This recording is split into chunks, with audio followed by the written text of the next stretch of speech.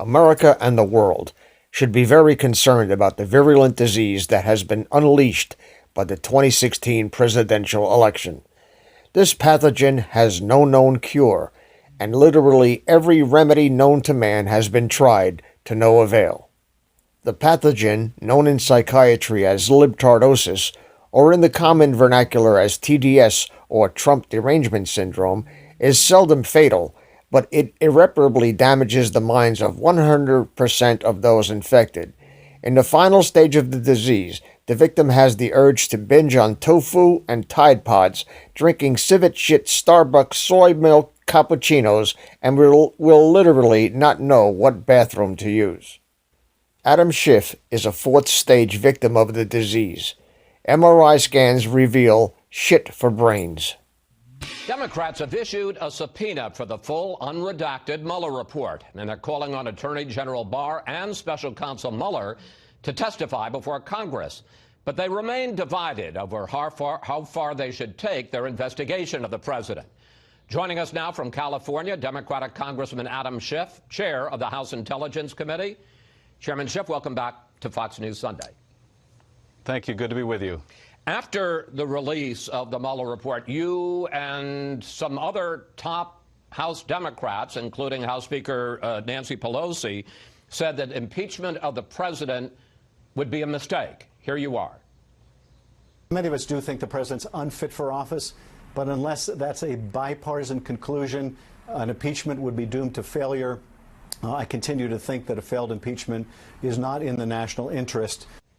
But now, since you said that, some top Democrats, including Elizabeth Warren, Senator Warren, who's a candidate for president, say the House should do its constitutional duty and begin impeachment proceedings.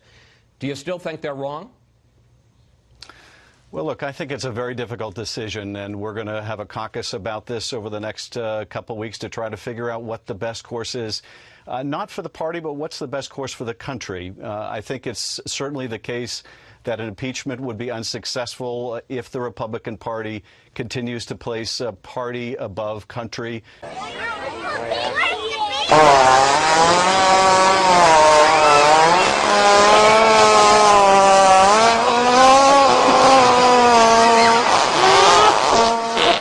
Continues essentially to back the president no matter how unethical or dishonest his conduct may be. And sadly, that's where we are right now. So we will have to decide, do we nonetheless go through an impeachment, because to do otherwise would signal that somehow this president's conduct is okay, that future presidents can engage in this kind of corruption without consequence, or do we decide that we're better off doing the oversight through the context of a oversight hearings by the various committees rather than a formal impeachment? That's going to be a very consequential decision, and one that I'm going to reserve judgment on until we have a chance to fully deliberate about it. Chairman, you've been leading the charge for more than a year that President Trump and his campaign colluded with the Russians to interfere in the 2016 election. Here are just a few examples. This is about as clear evidence you could find of intent by the campaign to collude with the Russians to get useful information from the Russians. I think there's plenty of evidence of collusion or conspiracy in plain sight. I did say that there is ample evidence, and indeed there is, of collusion of people in the Trump campaign with the Russians.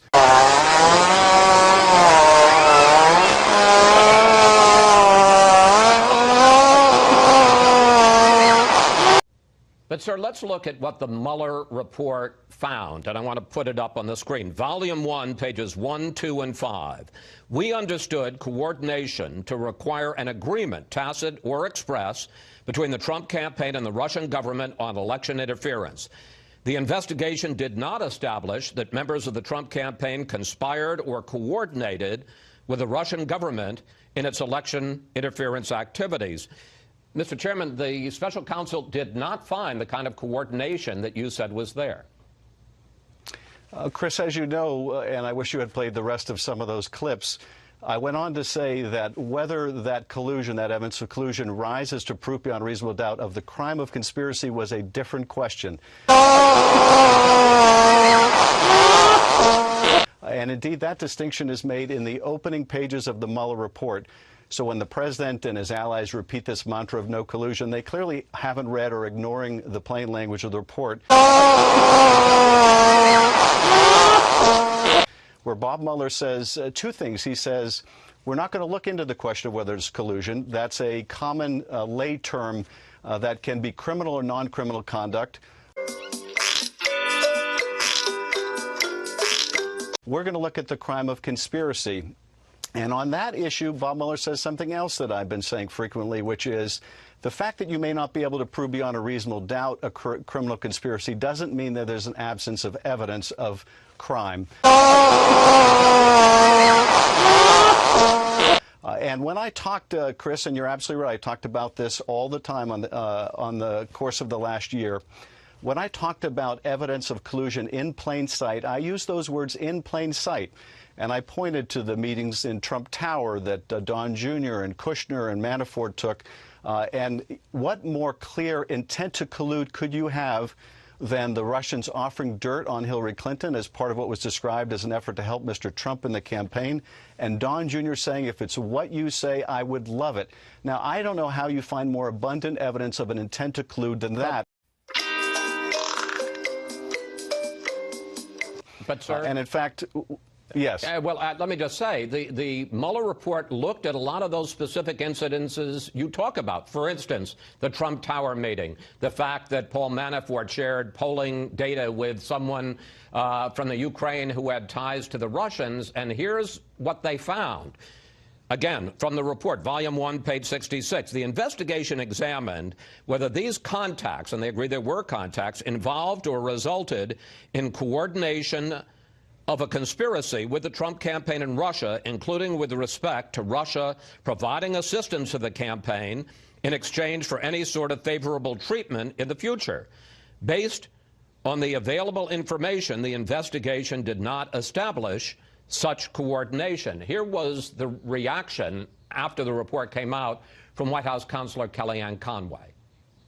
I was the first person to publicly call for Adam Schiff's resignation from the Intelligence Committee chairman several weeks ago on your network. I'm going to double down on that. Not only should he resign, he should produce the evidence that he said he has.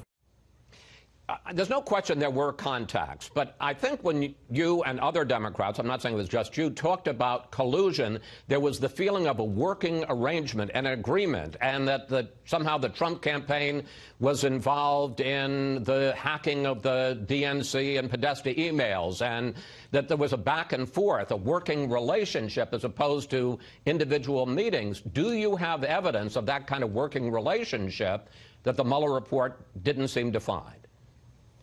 Well, Chris, first of all, I never said that the Trump campaign was involved in the hacking itself.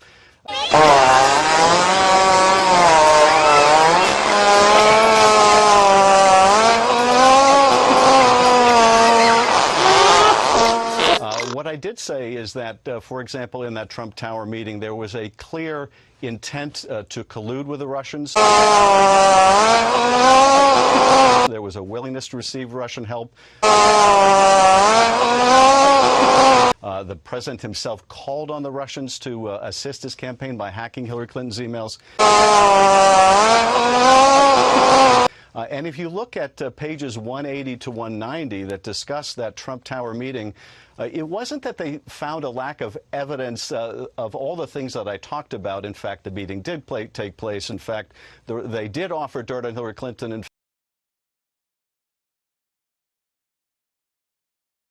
In fact, the president's son did say he would love to have it. In fact, the president's son lied about it. In fact, the president was involved in dictating that lie. All the facts I set out are proven.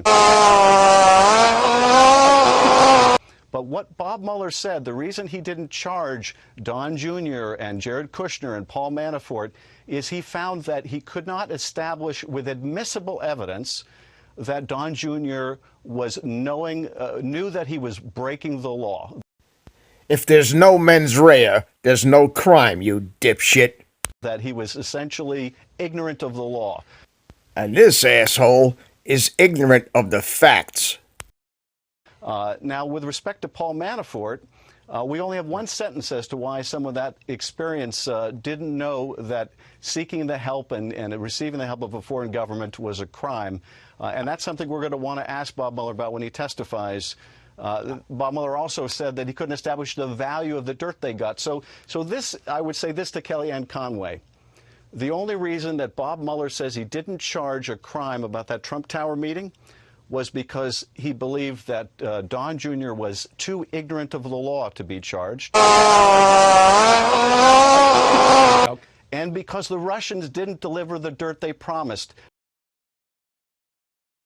Not that that campaign didn't try to get dirt, but the Russians didn't live up to their end of the bargain. I want to ask you one. We got limited. That's what Mueller found. We got limited time. I want to ask you one last question. Republicans are now calling for a full investigation of how the FBI investigation against the president and the Trump campaign began. And the Mueller report found that the Steele dossier, which had all kinds of information about relationships between President Trump and the Kremlin, that much of that information was either false or impossible to verify. As chair of the House Intelligence Committee, isn't that a legitimate source of inquiry? Not saying you shouldn't investigate the president, but don't you think the question of exactly how this investigation began, was it a Russian disinformation campaign to try to get, since they were trying to set Americans against each other, to not only to tarnish Hillary Clinton, but also to tarnish Donald Trump, isn't that a legitimate source of an investigation? Chris, you know, the reality is that the Republicans on our committee spent 2 years investigating exactly that because, frankly, they weren't that interested in what Russia had done, the systemic attack on our democracy.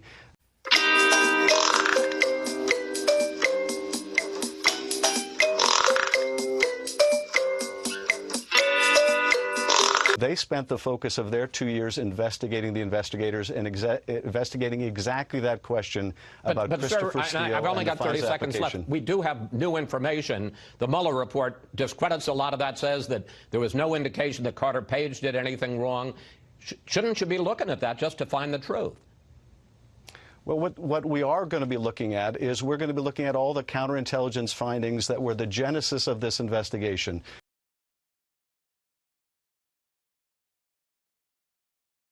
We have requested that on a bipartisan basis, one of the few things that Devin Nunes and I agreed upon. But let me just be very clear about this. The Mueller report makes it absolutely crystal clear that the initiation of this investigation was not only warranted, but absolutely necessary because it revealed a widespread systemic effort by the Russians to help the Trump campaign.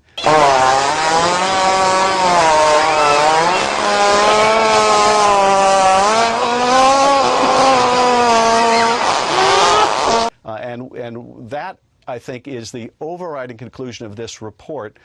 And we need, I think, to put our emphasis on making sure that kind of intervention never happens again.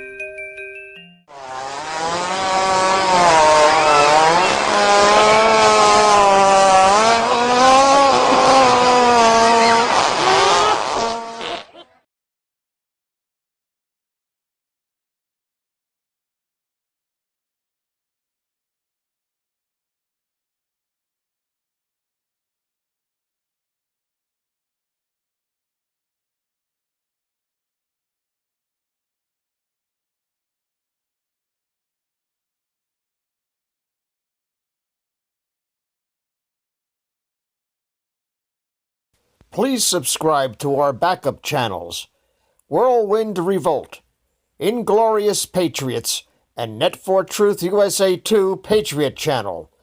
You can also find us at Net for Truth USA on BitChute.